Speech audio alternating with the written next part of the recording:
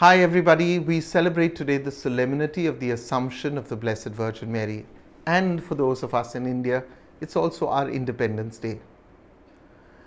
Solemnities are the highest degree in the liturgy of the Church and are usually reserved for the most important mysteries of the faith. The word comes from the Latin solemnitas, derived from solus, which means whole, and annus, which means yearly, indicating that this is an annual celebration. There are 17 solemnities inscribed in the general Roman calendar, which are observed throughout the Latin Church. The Assumption of the Blessed Virgin Mary is one of the 17. On November 1st, 1950, Pope Pius XII formally defined and promulgated the dogma of the Assumption in his encyclical Munificentissimus Deus. The world at that time was living in a post-World War II era, and the Pope clearly wanted to express his hope that meditation on Mary's Assumption would lead the faithful to a greater awareness of our common dignity as the human family.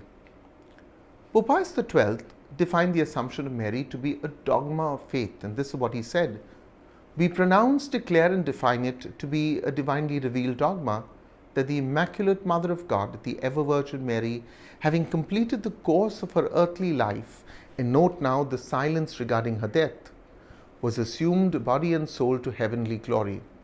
You see, the Church never explicitly says Mary did not die.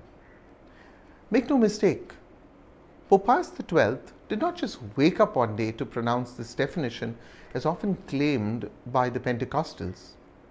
The tradition of the Assumption goes back to as early as the 6th century, where we find homilies on the Assumption. To give you an example, in the year 749, Saint John Damascene recorded an interesting story concerning the Assumption. Saint Juvenal, the Bishop of Jerusalem, at the Council of Chalcedon, had made known to the Emperor Marcian and Pulcheria, who wished to possess the body of the Mother of God, that Mary died in the presence of all the apostles, but that her tomb, when opened upon the request of St. Thomas, was found empty, wherefrom the apostles concluded that the body was taken up to heaven. In the following centuries, the Eastern churches too held on to the doctrine. The Byzantine Emperor Mauritius, between the year 582 and 602, established the celebration of the Dormition of the Blessed Virgin Mary on the 15th of August for the Eastern churches. Some historians speculate that the celebration was already widespread before the Council of Ephesus in the year 431. So by the end of the 6th century, the West likewise celebrated the Feast of the Assumption. While the Church first emphasized the death of Mary, gradually shifts in both title and content begins to change, so that by the end of the 8th century, the Gregorian Sacramentary had prayers for the Assumption Day. The feast was celebrated under various names: commemoration, dormition, passing, and finally the Assumption. While there is no explicit spiritual text regarding the Assumption, it is agreed upon that Mary's earthly life ended in Jerusalem, or perhaps in Ephesus. But does that mean that because there is no scriptural evidence, the Assumption is a hoax? There is what might be called the negative historical proof for Mary's Assumption. It is easy to document that from Christianity's earliest days, Christians gave homage to saints, including many about whom we now know little or nothing. You see, cities vied for the title of the last resting place of the most famous saints. Rome, for example, houses the tombs of Peter and Paul, Peter's tomb being under the high altar of St. Peter's Basilica in Rome. In the early Christian centuries, relics of saints were zealously guarded and highly prized. The bones of those martyred in the Colosseum, for instance, were quickly gathered up and preserved.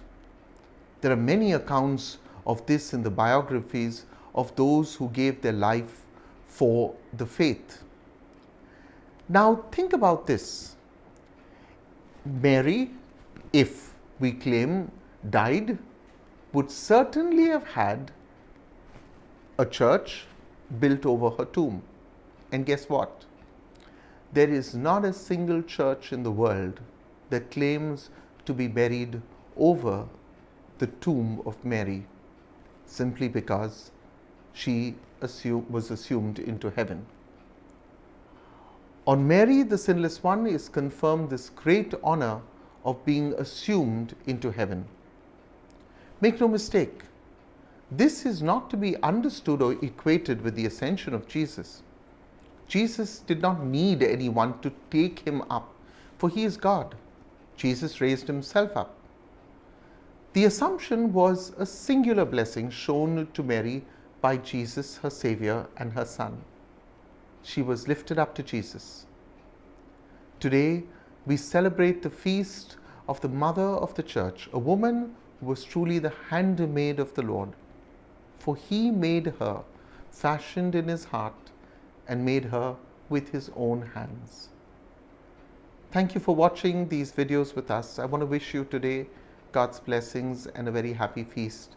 And as I always say at the end of all of these talks, if you haven't yet subscribed to our channel, please do so.